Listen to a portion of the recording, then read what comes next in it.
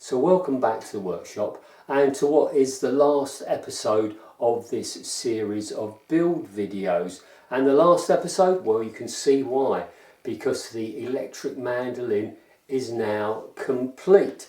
So let me just give you a bit of a guided tour of what we've got here.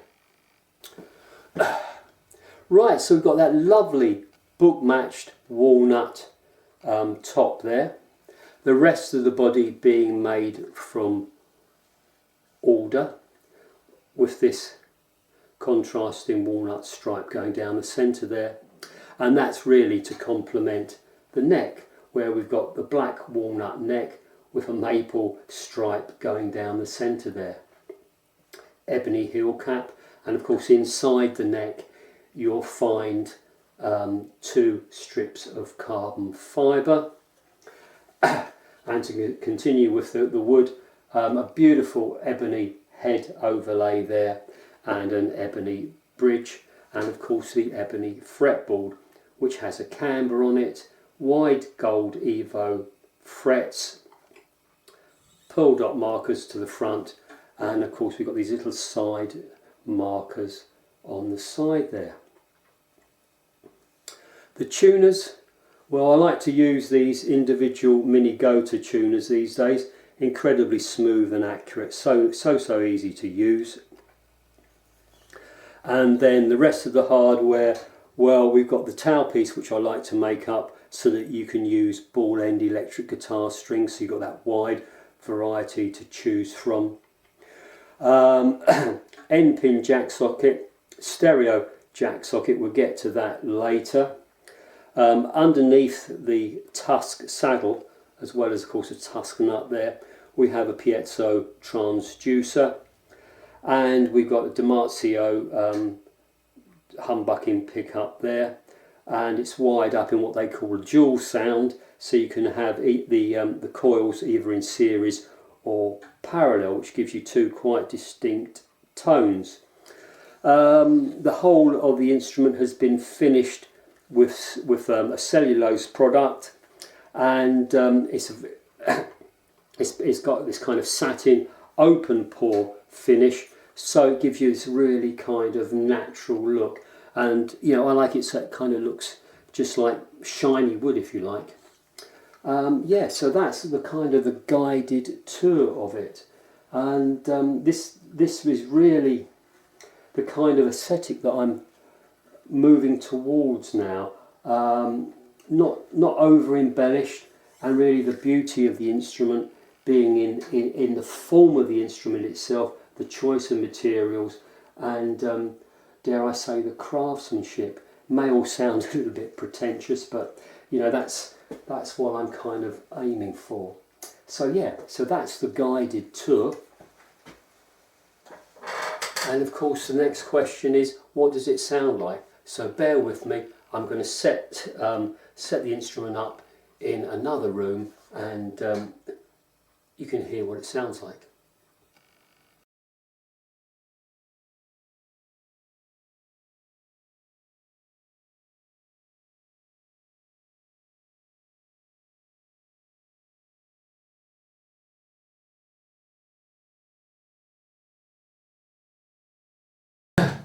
Okay, so let me explain to you how the mandolin works.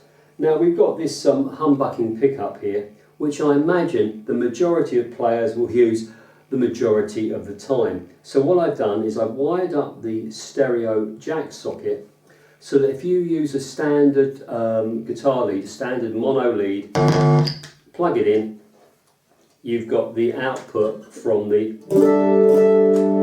humbucker. Now this switch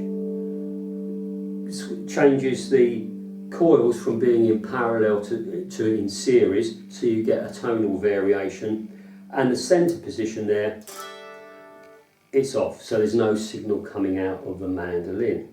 So yeah, let's just have a little kind of see what we've got here then.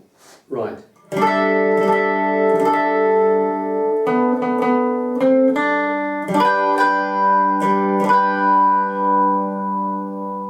Tone control.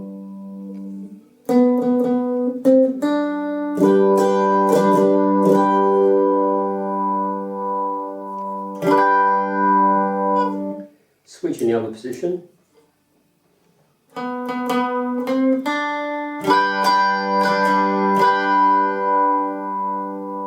Tone control. Whoops.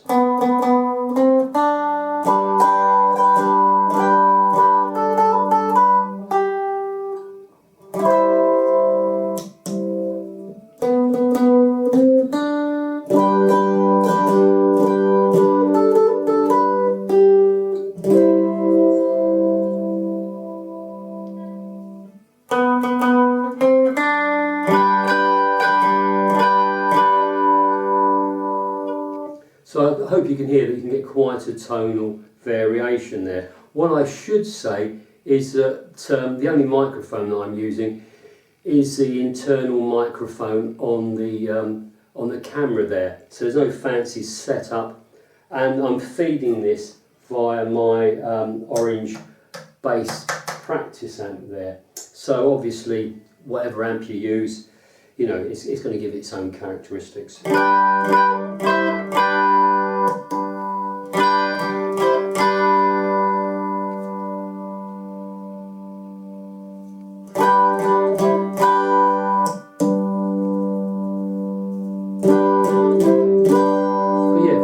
There, isn't there? So that's how I imagine it's going to be used the majority of the time.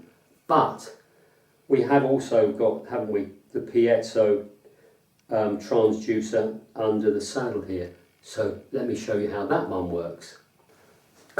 So this is where a stereo Y lead is needed.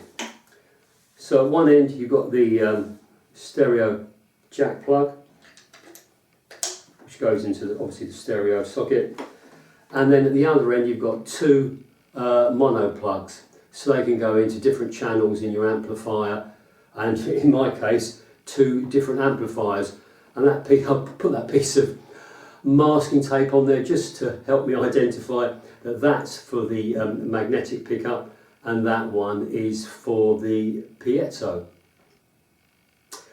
Now I'm going to plug this into a cheap and cheerful practice guitar amp here. Cost me 25 quid in Argos. I just use it in the workshop for, you know, testing things. So that's going to go straight in there, no preamp at all, so it's just going to be the output from that pickup.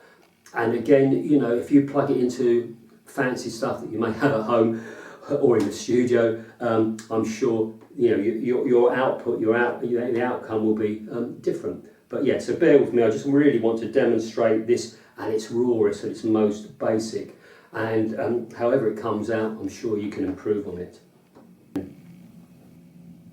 So let's listen to the Piezo then. Switch it on.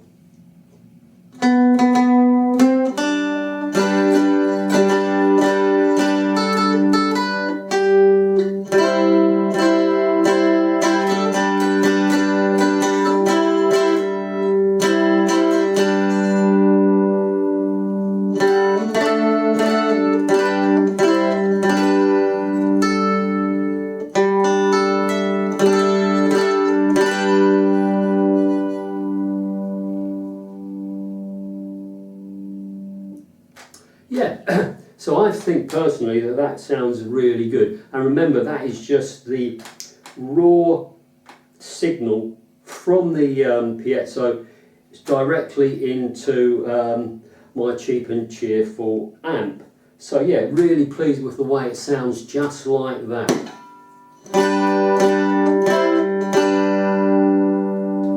So that's both the pickups demoed individually, but I think the interesting thing for the player would be to use both pickups at the same time. You know, they can be fed into different channels of the same amplifier. One can go through one effects unit, you know, an infinite variety really, just really down to you and your imagination. Now, when I turn this amplifier on, it does make the other one buzz, so it's not the instrument, it's the interference between the two amps here. Right, so no pickups on. Piezo.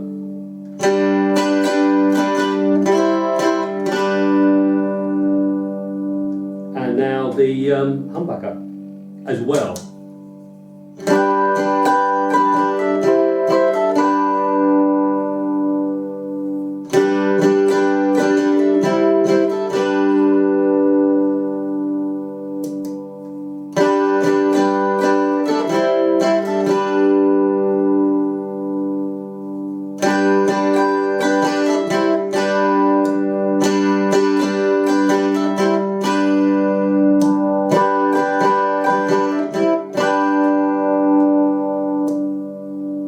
Really adds a bit of depth, doesn't it?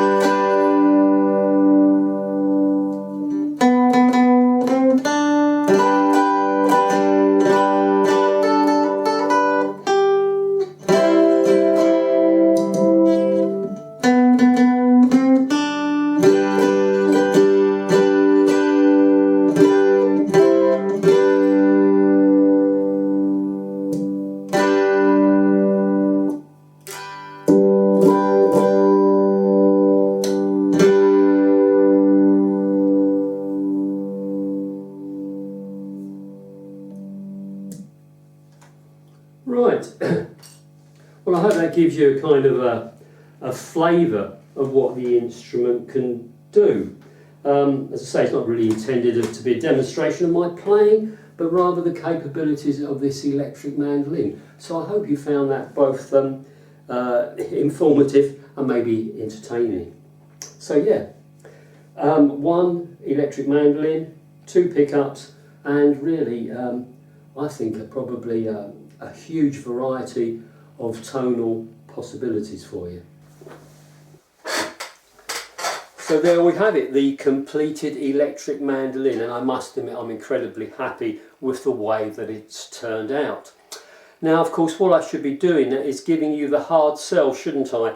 But it was actually snapped up a couple of weeks ago before it was completed, and as you're watching this, it's currently residing with its new owner the other side of the Irish Sea. So yeah, very pleased about the outcome all round.